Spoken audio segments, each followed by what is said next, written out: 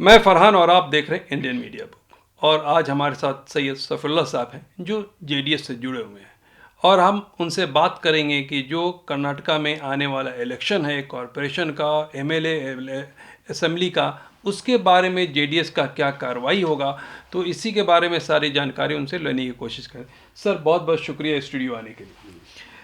Sir, आपसे बात यह है कि आने वाला जो इलेक्शन है कॉरपोरेशन का भी है और उसके बाद से असेंबली का भी है, इन सब चीज़ों को देखते हुए जेडीएस का क्या रोल रहेगा आने वाले इलेक्शन में। मैं सवाल आपसे इसलिए कर रहा हूं क्योंकि जो मुसलमानों के हालात हैं, हर रोज़ एक नया नया फार्मूला सामने रखा जाता है और पूरी की पूरी लोग उसी में फंस के रह जाते हैं। तो ये सारे चीज़ों को देखते हुए जेडीएस का क्या रोल रहेगा? देखिए, जेडीएस के रोल से पहले मैं इस बात पर रोशनी डालूंगा, आपके सेकंड पॉइंट पर ज़्यादा रोशनी डालूंगा। वो ये है कि रोज़ बरोज़ नया नया मसला पेश किया जा रहा है मुसलमानों के रूबरू, और मुसलमानों को फंसाया जा रहा है मसाइल में, ताकि मुसलमान इसमें फंसे रहें और बाकी के लोग, पूरी रियासत के लोगों का ख्याल ये हुकूमत की नाकामियों के ऊपर ना जाए। सारे लोगों के ख्याल को दूसरी तरफ फेरने के लिए, नाकामियों से, हुकूमत की नाकामियों से दूसरी तरफ फेरने की खातिर हुकूमत के ही कारंदे दूसरे नामों से ये सब काम कर रहे हैं।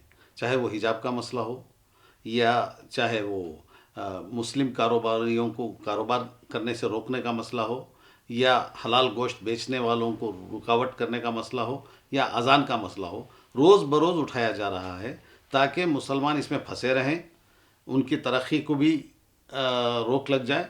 और वो यहाँ तक कि मुसलमान बच्चियाँ जो पढ़कर थोड़ा आगे जा रही थी, उन पर भी रोक लगाने के लिए इन लोगों ने ये साजिशें की। ये सब देखते हुए ये चाहते हैं कि इनकी नाकामियों को लोगों की नज़र से छुपाया जाए। इसी पर पर्दा डालने के लिए ये काम कर रहे हैं। और जहाँ तक दूसरी पार्टियों की स्ट्रैटेजी है, हमारी पार्टी की स्ट्रैटेजी ये है कि हमारे जो साबिक chief minister Shri H D Kumaraswamy हैं, उन्होंने तकरीबन 1.5 साल से ये कोशिश की है कि हमारी पार्टी के वर्करों को और ऑफिस बेरर्स को ये ट्रेनिंग दिया जाए कि लोगों के मसाइल हल करने में उनका क्या रोल होना चाहिए। इस पर बाकायदा एक बहुत बड़ी मुहिम शुरू की, जिसको मिशन 123 और जनता परवा 10 के नाम से शुरू किया उन्होंने। और तकरीबन 1 महीने तक ग्रुप्स को बुलाकर वहाँ ट्रेनिंग दी गई उन मसाइल को हल करने के बारे में। उन मसाइल के हल करने में मुसलमानों के भी मसाइल को उन लोगों ने लिया हुआ है, और इसी पर कुमार स्वामी अब आवाज़ उठा रहे हैं। अच्छा। आप रोज़ाना देख सकते हैं कुमार स्वामी बाकायदा उसका जवाब दे रहे हैं, चाहे हिजाब के बारे में हो, और असेंबली में भी उन्होंने आवाज़ उठाई है मुसलमान तालिबात के हिजाब पहनने के बारे में। साफ साफ उन्होंने स्टेटमेंट दिया है, हमारी पार्टी का ये स्टैंड है कि उनके हिजाब पहनने से किसका क्या नुकसान होता है, उस पर कोई आवाज़ उठाता है तो वो गलत है।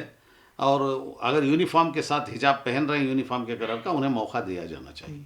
सही है साहब, जो बात आपने कही कि मैं आपसे ये कहता हूँ कि देखिए, बीजेपी एक पॉलिटिकल पार्टी है, हर आप जेडीएस हो चाहे कांग्रेस हो, लेकिन जितना प्रोफेशनल वे में बीजेपी काम करती है और बहुत आसानी के साथ जेडीएस को या कांग्रेस को उसके जाल में फंसा लेती है। कि देखिए, आपने जैसे मुद्दा कहा कि हिजाब का हो या मटन का हो या हलाल का हो, जो भी मुद्दे हैं उन सारे को आप लोगों के सामने रखा जाता है।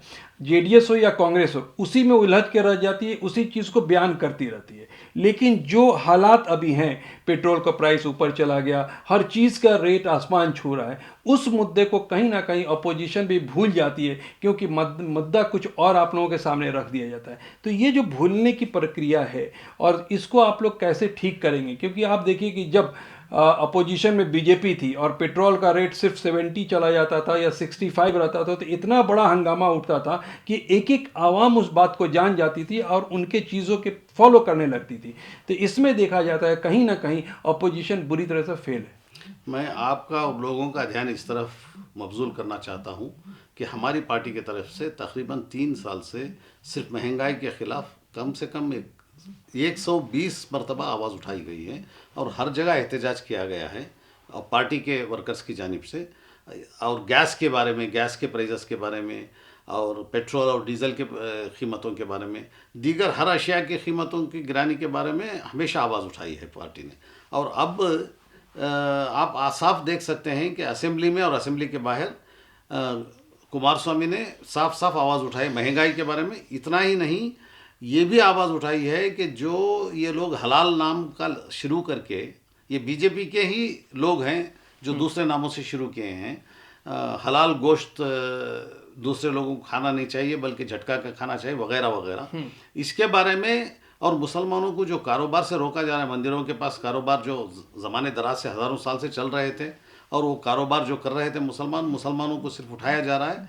इसके लिए कुमार स्वामी ने कहा कि यही लोग हैं जो आकर गाँव में हमारे आम और नाफा रेशम का और दीगर जो भी प्रोड्यूस है, एग्रीकल्चर प्रोड्यूस, जो सारी दूसरी कौमों के लोग बनाते हैं, उसको चलाने के लिए कारोबारी जो है वो मुसलमान हैं। कल का दिन ये मुसलमानों के कारोबार को रोकने से सारी रियासत की इकोनॉमी पीछे चली जाएगी और सारे लोग सफ़र होंगे। इसके लिए कौन जिम्मेदार होंगे, इस पर आवाज़ उठाइए, असेंबली में भी, असेंबली के बाहर भी। हाँ, जो आपने कहा कि मान लीजिए कुमार स्वामी या आपकी पार्टी काफ़ी दिनों से महंगाइयों के ऊपर आवाज़ उठा रही है, लेकिन मीडिया के सामने ये चीज़ें कहीं ना कहीं दब जाती है।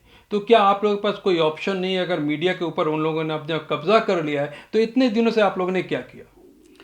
नहीं, जहाँ तक मीडिया का ताल्लुक, हमारी पार्टी के ही चंद सोशल मीडिया हमारी पार्टी का भी है जिसमें ये सब डाला जा रहा है। ये मसला ये सबके साथ है कि मीडिया पर कब्ज़ा उनका है और मीडिया जो दिखाता है वही सच होता है, बाकी का जो है वो सच को अगर दबा दिया जाता है तो दब जाता है।